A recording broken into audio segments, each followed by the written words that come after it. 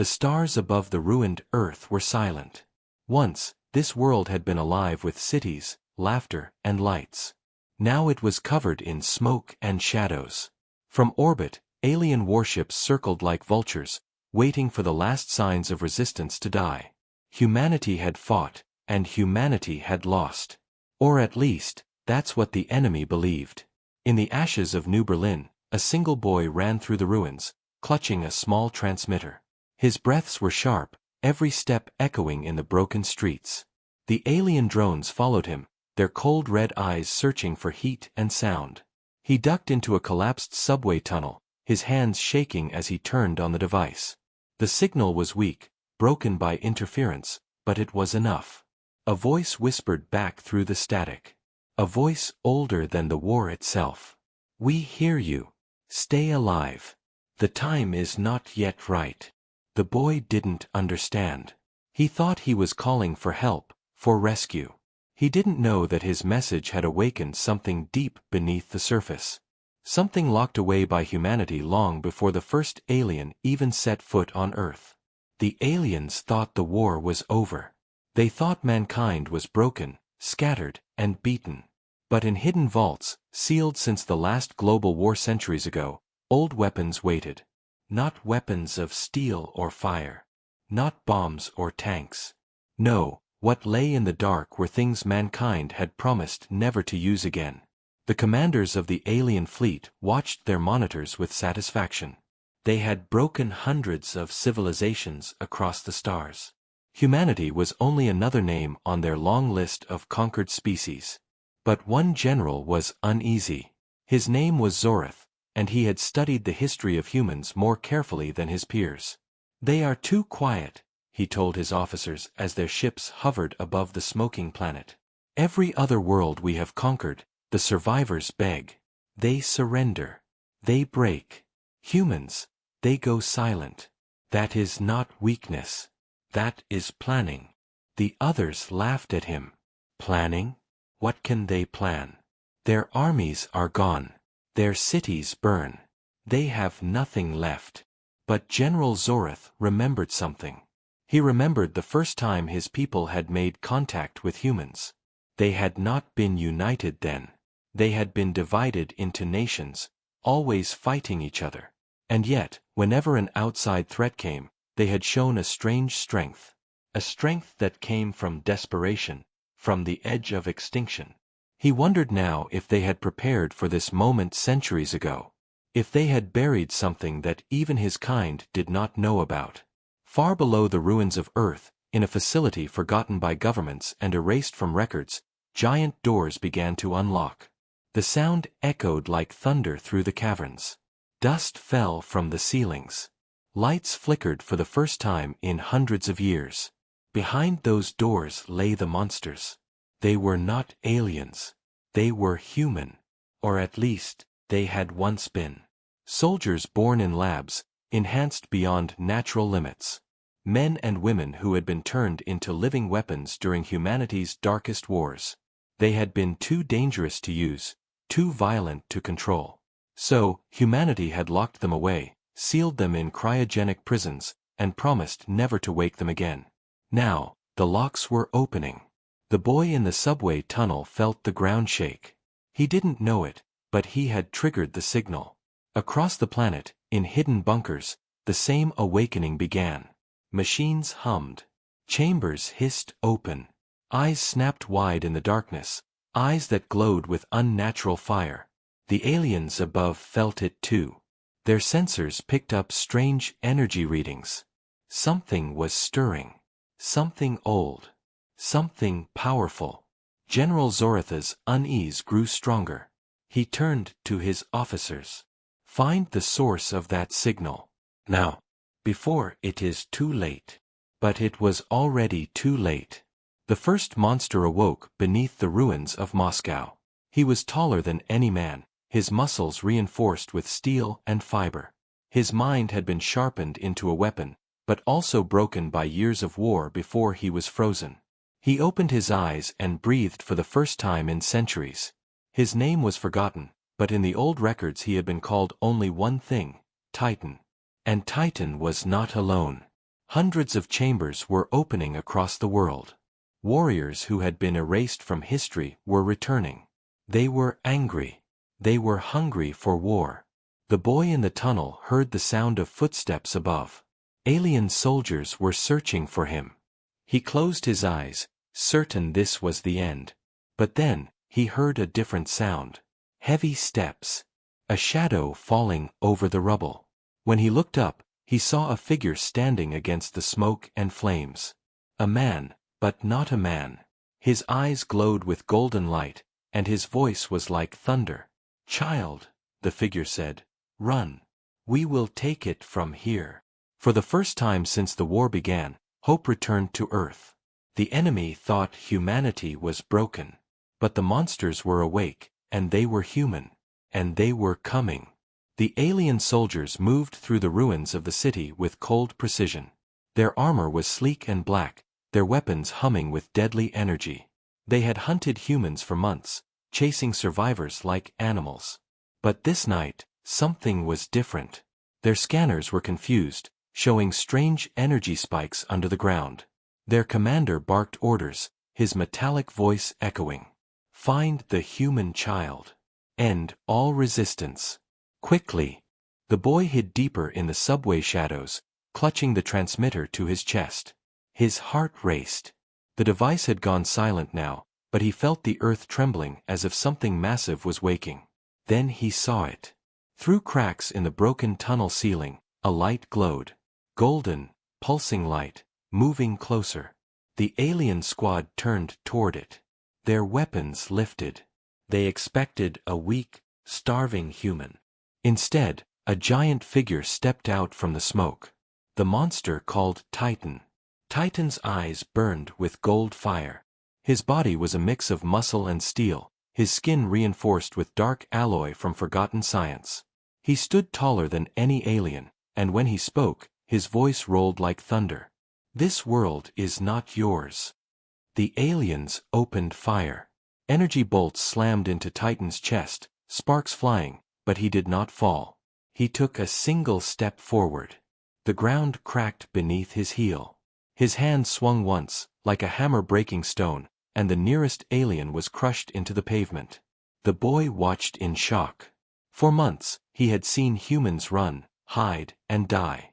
But now, for the first time, he saw the enemy afraid. The aliens pulled back, firing wildly. Titan roared, tearing through them as if they were nothing. Above, in orbit, alarms screamed across the alien fleet. Sensors showed impossible readings, heat signatures and power surges erupting all over the planet. General Zoreth studied the data, his expression grim. "It is as I feared," he muttered. "They kept something hidden. They kept their nightmares buried." His officers argued. "It cannot be. No species hides warriors like this. They should not even exist." But Zoreth's voice was sharp. "Never underestimate humans. They are clever in their cruelty. If they could not win, they would have built monsters to win for them." And across Earth, more monsters were waking. In the ruins of South America, a cryochamber cracked open. A woman rose, her body covered in scars and metallic plates. Her hands glowed with blue fire, energy surging through veins built for destruction. They once called her Ember. She remembered war. She remembered betrayal. And now she was free. In Africa, deep beneath the sands, another vault opened. From it emerged a figure with skin like stone, unbreakable, silent, his fists strong enough to shatter tanks. The old name for him was Atlas. From Asia, from hidden islands, from frozen vaults under oceans, more of them awakened. Humanity's forgotten army. Soldiers too dangerous to live, too strong to control. And they were furious at what had become of their world. The boy followed Titan through the broken streets, his small steps lost in the shadow of the giant. Titan moved with purpose, ignoring the wreckage around him. At one point, he stopped and turned, his golden eyes studying the boy. "You should not be here," Titan said. The boy swallowed his fear. "I sent the signal. I thought someone would save us." Titan was silent for a moment. Then he knelt, lowering his massive frame to the boy's level. You did save us. Without you, we would still sleep. You have done your part. Now run. The boy's throat tightened. He wanted to argue, but the roar of alien engines filled the air. Dropships descended, their guns firing into the streets. Titan rose to his full height. His golden eyes flared brighter. The boy ran. And behind him, Titan leapt into battle once more. From orbit, General Zorath watched as his forces struggled. One Titan alone was tearing through squads meant to crush whole cities. If there were more, the balance would change. He knew what had to be done. Deploy the purge fire, he ordered. Burn the surface. Erase everything. But even as the words left his mouth, more signals appeared on his screens. Dozens. Hundreds. The monsters were not in one place. They were everywhere. Zorath's second-in-command whispered in disbelief. They will rise across the entire planet. Zorath closed his eyes. The humans have unleashed their buried demons. And now we must face them. On Earth, Ember raised her blazing hands and called down fire on an alien column. Atlas crushed a dropship with a single strike. Titan tore through wave after wave of soldiers. The monsters of humanity had returned. The aliens had believed humanity was broken. But now, for the first time since the war began, the enemy was the one retreating. The boy looked back once from the hills outside the ruined city. In the distance, flames lit the sky as Titans fought under the stars. For the first time, he smiled. Hope was alive again. But he did not know the truth. The monsters had been locked away not just because they were dangerous to enemies. They had been locked away because they were dangerous to everyone. And now, nothing could stop them. The night sky above Earth burned red. Alien ships hovered in the air, pouring fire into the cities, but for the first time, they were met with resistance strong enough to shake them. The monsters had awakened. They moved like storms across the ruins, tearing through alien soldiers, destroying dropships, and leaving trails of shattered metal and flame. Titan marched across the battlefield like a god of war, his golden eyes lighting up the darkness.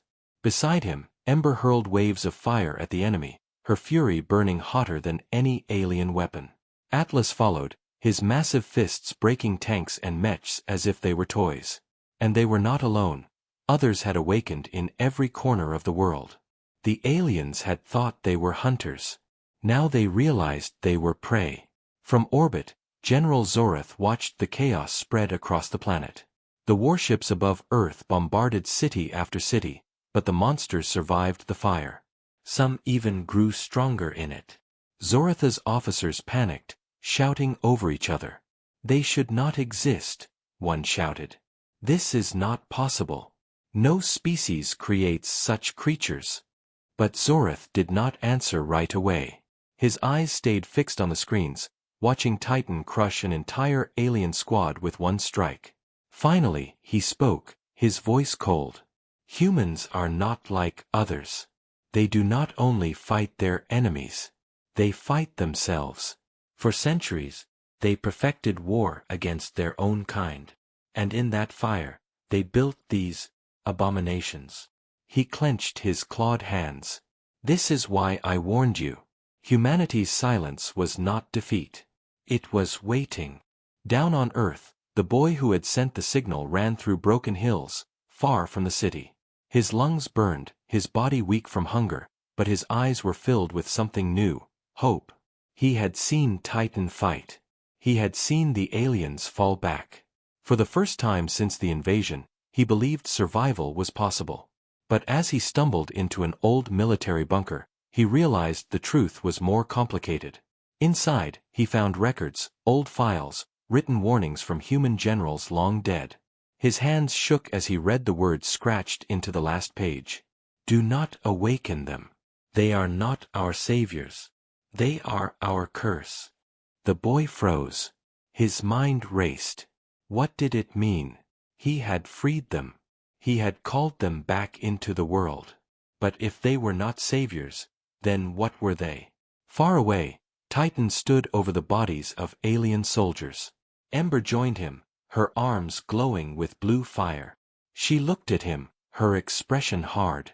"You feel it too," she said quietly. Titan did not answer. His golden eyes dimmed slightly. He looked toward the horizon, where other awakened monsters were gathering, drawn together by some instinct. They were human, yes, but they were also something more. Something beyond control.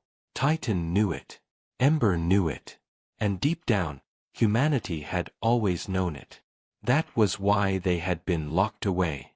"They will fear us," Ember whispered. "They should," Titan replied. But his voice was heavy, almost sad. Because he remembered what they had done in the past. He remembered the wars not against aliens, but against their own people. He remembered cities burning, not from invasion, but from their own hands. And yet, now, humanity had no choice. The monsters were all that remained. Above the planet, General Zorith gave new orders. "Bring the dreadnoughts. If we allow these monsters to rise, our empire will fall." His fleet obeyed. From the dark void of space, massive ships appeared, larger than cities, their cannons capable of destroying continents. They began to descend toward Earth. The aliens would not fight on the ground anymore. They would burn the planet until nothing survived. Titan watched the sky as the shadows of the dreadnoughts grew. His golden eyes narrowed. Ember clenched her fists, flames spilling between her fingers. Atlas cracked his stone knuckles. "They will try to erase us," Titan said. "They always do," Ember replied. "But we are still here," Atlas rumbled, his deep voice breaking the silence. And so, the monsters began to move together. They were scattered across the world, but one by one, they were drawn toward a single point, an old command bunker buried under mountains. It was there the boy had gone, carrying the warning he had discovered. And it was there the awakened would soon gather. The boy sat inside the bunker, staring at the old files, his heart pounding. He thought of Titan, of Ember, of Atlas. He thought of what the records had said. They were not saviors. They were curses. Weapons too powerful to control. And then he heard it, the heavy sound of footsteps. The ground shook. Dust fell from the ceiling. A shadow filled the doorway. He turned, his breath caught in his throat. Titan stood there, his golden eyes glowing in the darkness. The boy raised the old files with trembling hands. "I read about you," he whispered. "I know what you are. You were locked away because you destroyed everything. Even humans. You're not here to save us. Are you?" Titan stared at him for a long moment. His massive frame filled the room. Then, finally, he spoke. "We were made for war. That is all we are. But listen well, child, sometimes the curse is also the only weapon left." The boy's heart pounded. He wanted to believe Titan. He wanted to believe the monsters would fight for humanity, not against it. But deep in his chest, fear grew. Because he could see the truth in Titan's eyes. The monsters had been unleashed. And once the aliens were gone, no one knew if they would ever stop. The sky burned with fire as the alien dreadnoughts descended. They were so large that whole cities disappeared beneath their shadows. Each ship carried weapons strong enough to split the Earth's crust. From orbit, they had wiped out entire civilizations before. Now, they came to finish humanity once and for all. On the ground, survivors looked up with hollow eyes. They had seen war, famine, and death, but nothing compared to the sight of those ships. Many dropped to their knees, whispering prayers. They believed it was the end. But far from the ruins, in the mountains where the old command bunker lay hidden, the monsters gathered. Titan stood at the front, his golden eyes burning like twin suns. Ember, her hands glowing with blue fire, paced like a caged beast. Atlas leaned against a boulder, his stone-like skin cracking as he flexed his fists. Others joined them, warriors with different shapes, strengths, and curses. Each one had been sealed away centuries ago. Each one had been awakened by the signal. The boy who had sent that signal stood at the edge of the bunker, watching them in awe and fear. He had read the warnings, the records that called them humanity's curse. And as he looked at them now, he understood why. They were not soldiers. They were storms in human form. Titan turned to the others. His voice rolled across the mountain like thunder. The enemy comes to erase us. They will burn the skies, scorch the earth, and end what remains of humanity. We will not allow it. A voice rose from the group, deep and bitter. Why fight for humans? They locked us away. They feared us. Ember's fire blazed brighter. They feared us because we are unstoppable. And now they need us more than ever. Atlas rumbled in agreement. Without us, there will be nothing left to save. The boy stepped forward, his small voice trembling but clear. Please. If you don't fight, no one else can. You may be monsters, but you're our monsters. The gathering grew silent. The boy's words cut through the tension like a blade. Titan finally nodded. His golden eyes locked on the dark shapes of the dreadnoughts above. Then we fight. The ground shook as the monsters began their march. Each step carried the weight of a storm. Across the world, others joined them, creatures of steel, fire, shadow, and fury. They converged toward the cities where the dreadnoughts would strike. Humanity's final army was moving. Above, in orbit, General Zorath watched with unease. He had fought countless wars, crushed hundreds of species. But as he saw the monsters unite, a chill spread through him. They gather like an army, his second-in-command whispered. They are more than an army, Zorath replied. They are what humans feared most. If we fail to destroy them now, our empire will never recover. The order was given. The dreadnoughts charged their weapons. Beams of white fire lanced down, tearing through the earth. Mountains split. Rivers boiled. Cities vanished in explosions of light. But from the destruction, the monsters rose. Titan leapt into the sky, landing on the hull of a descending warship. His golden fists tore through armor thicker than bunkers. Ember soared upward, her fire melting through alien metal, turning the sky into a storm of flame. Atlas hurled boulders the size of tanks, smashing enemy cannons to pieces. For the first time, the dreadnoughts faced enemies that did not fall. The monsters ripped into their colossal frames like wolves tearing apart prey. On the ground, the boy watched in awe as the sky became a battlefield. He saw Titan crash through a ship's bridge, sending it spiraling into the sea. He saw Ember engulf an entire carrier in flames, her scream echoing across the heavens. He saw Atlas plant his feet, catch a falling wreck, and hurl it back into the stars. Human survivors began to cheer. Across the ruins, voices rose. Fight! Fight! Fight! For the first time in years, the sound of hope spread faster than fear. But hope came with a shadow. As the monsters unleashed their fury, the boy remembered the words in the bunker files. They are not our saviors. They are our curse. And he saw it, Ember's fire burning not just aliens, but entire streets, homes, even survivors caught too close. He saw Titan's fists crush everything in his path, alien or human alike. He saw Atlas's rage split the ground, burying both enemy and innocent under rubble. The boy's heart twisted. The monsters were fighting for Earth, yes, but they were also destroying it. High above, General Zorath saw the same truth. His claws dug into the command chair. They do not care what they destroy, he muttered. Not humans. Not cities. Nothing. They are weapons without chains. His second-in-command whispered in horror, then humanity has not won. Humanity has unleashed something worse. Zorath's eyes narrowed. Perhaps. But if we cannot kill them, we must trap them again. This war is no longer about humans.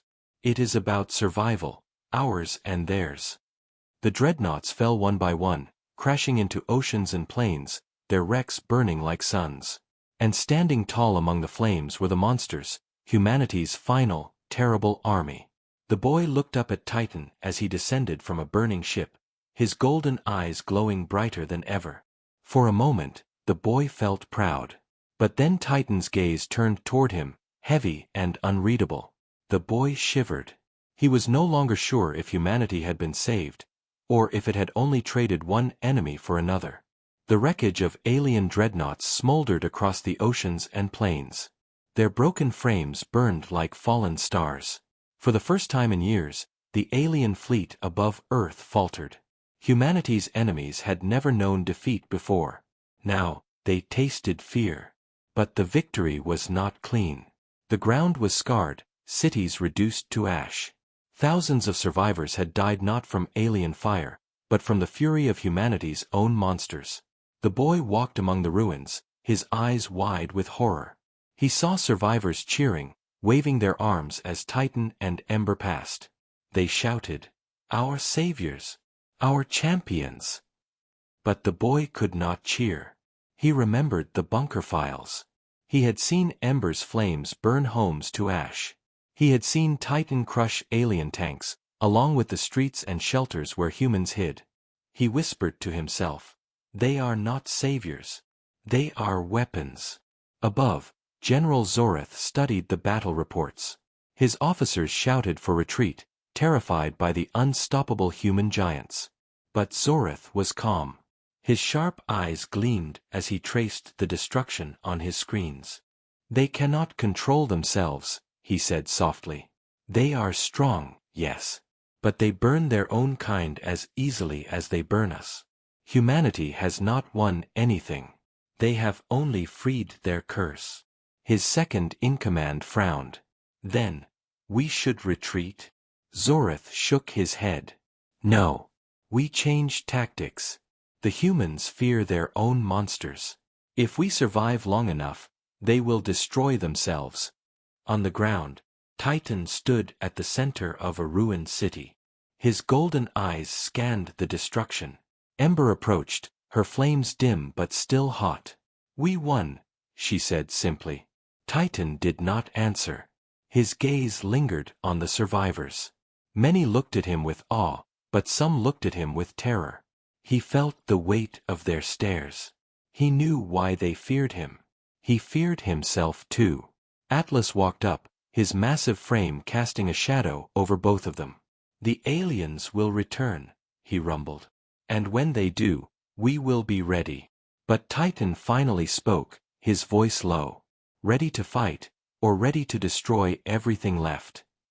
Ember narrowed her eyes. "We are weapons. That is what we are meant to do.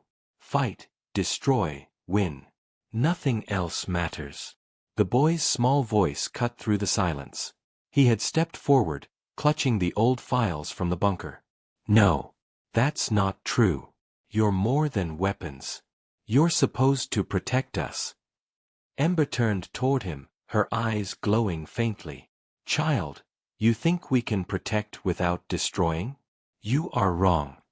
Titan looked down at the boy, his golden eyes heavy. "We will fight.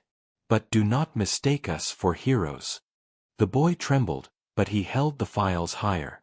"Then why did humans lock you away? If you were their strongest warriors, why bury you in the dark?"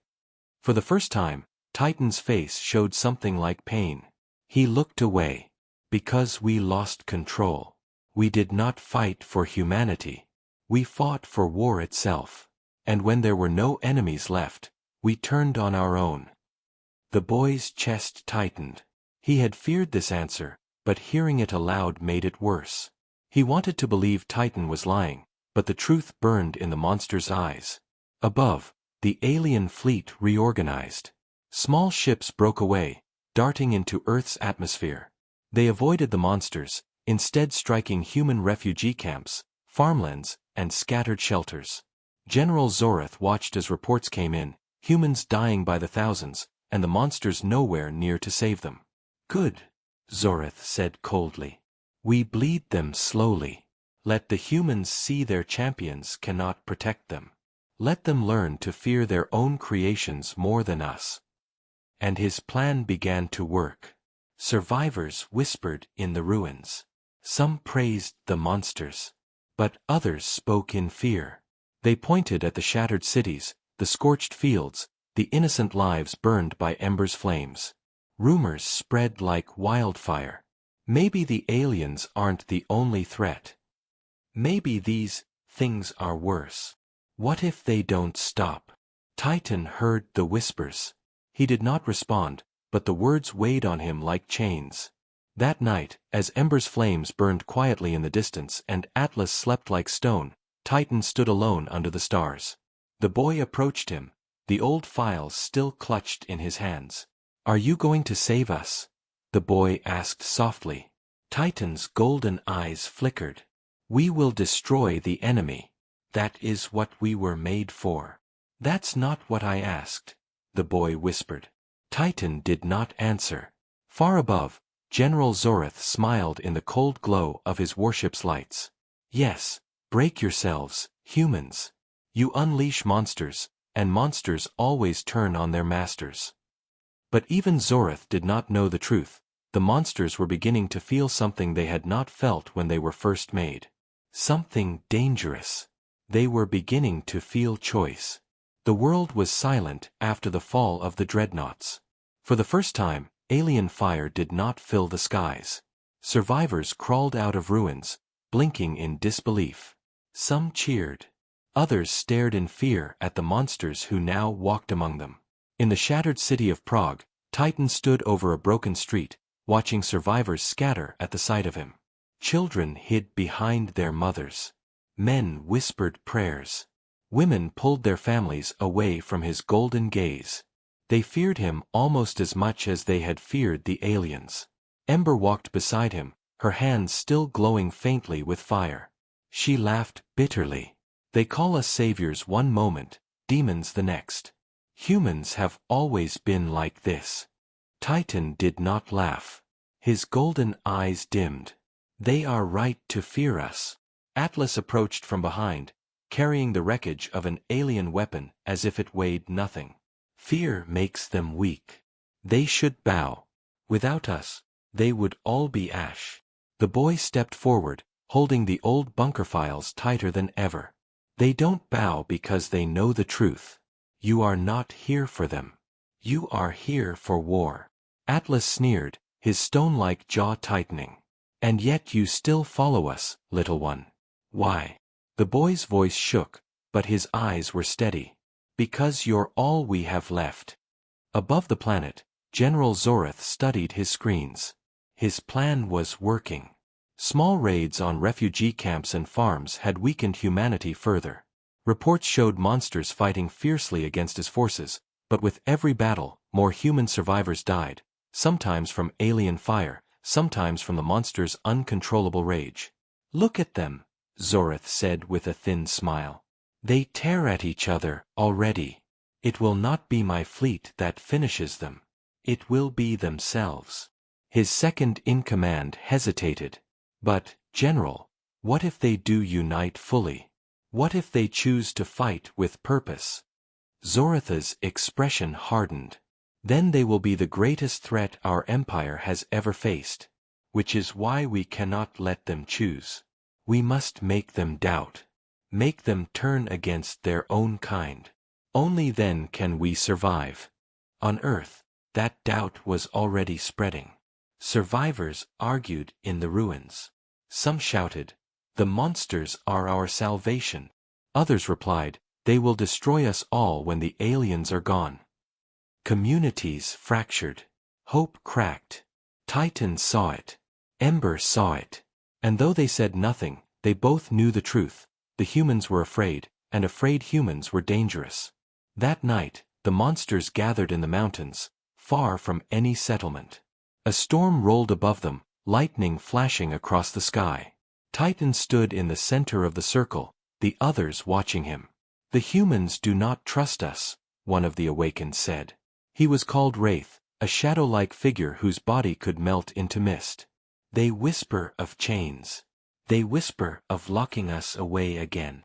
"They cannot lock us away," Atlas growled. "Not now. Not ever again." Ember's eyes blazed as she stepped forward. "But what will we do once the aliens are gone?" "Keep fighting." "Against what?" Against who? Her question hung heavy in the air. None of them answered.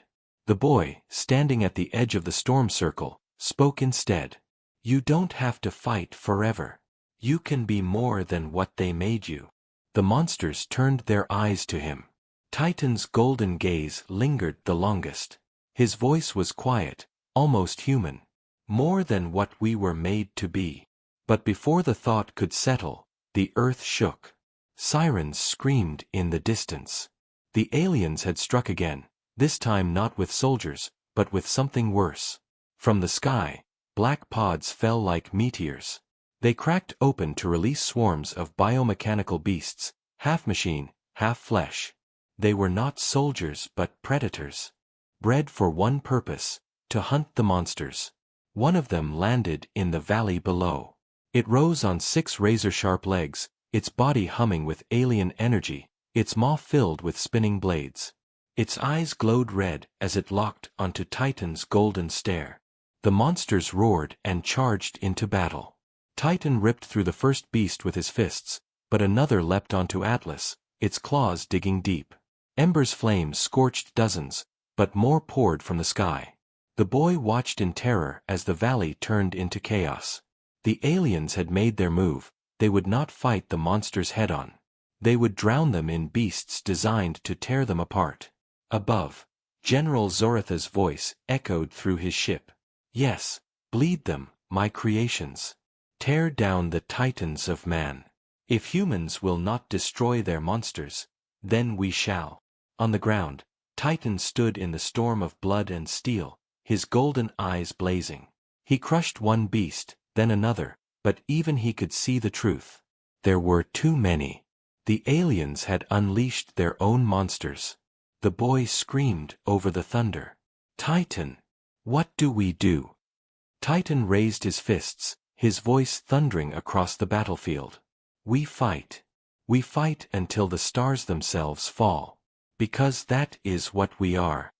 And as lightning split the sky, the monsters of humanity and the monsters of the aliens clashed in a war the Earth had never seen before. The world shook under the clash of monsters. Titan's golden fists smashed through alien beasts, Ember's flames scorched the night sky, Atlas crushed enemies beneath his stone-like strength. But for every beast that fell, 2 more took its place. The aliens had unleashed their own creations, and the battlefield became a storm of fire, blood, and steel. The boy watched from the ridge above the valley, his heart racing. He saw humans cheering in the distance, desperate for hope. Yet he also saw their fear. Every time Ember's flames spread too far, every time Titan's fists shattered entire streets, the survivors stepped back in terror. Humanity had been saved, yes, but saved by a force it could never control. Above the planet, General Zorath smiled coldly as reports streamed in.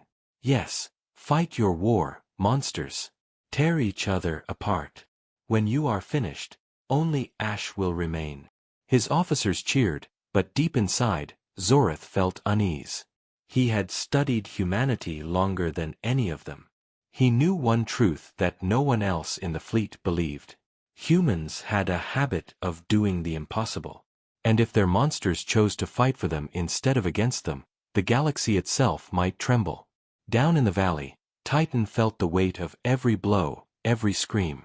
His golden eyes flickered as he looked at Ember, her flames consuming alien beasts, but also swallowing forests, rivers, and even human shelters. He looked at Atlas, smashing enemies without care for who else stood nearby. He saw his fellow awakened lose themselves to rage, to bloodlust. And he remembered the words of the boy. You don't have to be just weapons. Another beast lunged at him, its claws tearing across his chest. Titan roared, crushing it with both hands. But as its body fell, he made his decision. Enough. Titan's voice thundered across the battlefield. His words froze even Ember and Atlas. For a moment, the chaos slowed. His golden eyes blazed brighter than ever. We are not their curse.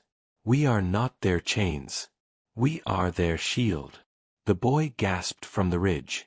For the first time, Titan had chosen, not to fight only for war, but to fight for something greater. The other monsters hesitated. Ember's flames wavered. Atlas growled, unsure. But then, slowly, one by one, they began to rally to Titan's side. Their roars shook the sky as they turned their fury not into blind destruction, but into purpose. Together, they tore through the alien beasts with precision, not chaos. General Zorith saw it on his screens. His claws tightened around the armrest. No, they are choosing. They are uniting. The battlefield became a storm of defiance.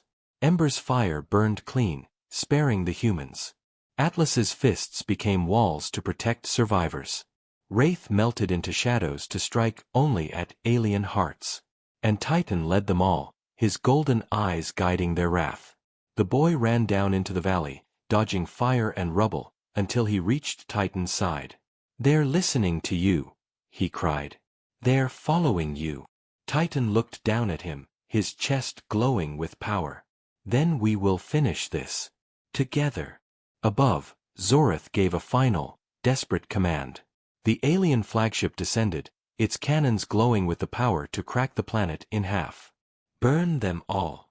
Leave nothing alive." The ground shook as the flagship's weapon charged. The sky turned white with gathering energy. Humanity's end was seconds away.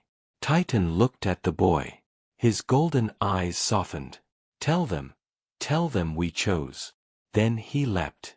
Higher than any human had ever leapt, higher than the ruins of the city, higher even than the clouds. His massive form collided with the flagship's hull. His fists struck again and again, golden light exploding with every blow. Ember soared upward beside him, her flames wrapping around the ship. Atlas hurled mountains of rock into its frame. The other monsters followed, their fury ripping the vessel apart piece by piece. From the ground, humans watched in awe as the flagship cracked, split, and finally exploded in a blinding light that lit the entire night sky. When the smoke cleared, the alien fleet was broken. Their beasts lay dead. Their empire had failed. Humanity still lived. But the valley was quiet. The monsters stood in the ruins, their eyes glowing, their chests heaving. Survivors stared at them, not cheering, not cursing.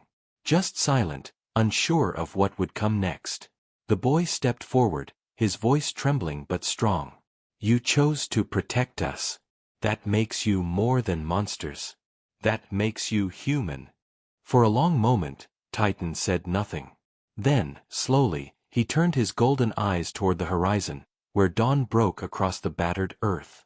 "We are not what we were made to be," he said. "We are what we choose to be." The survivors wept. Some fell to their knees, others shouted with joy. For the first time, hope rose, not because of weapons, not because of monsters, but because of choice. Far above, General Zorith's fleet retreated into the dark void. His voice was heavy as he gave the order. "Pull back. The humans have won, for now. But remember this, they have unleashed their monsters.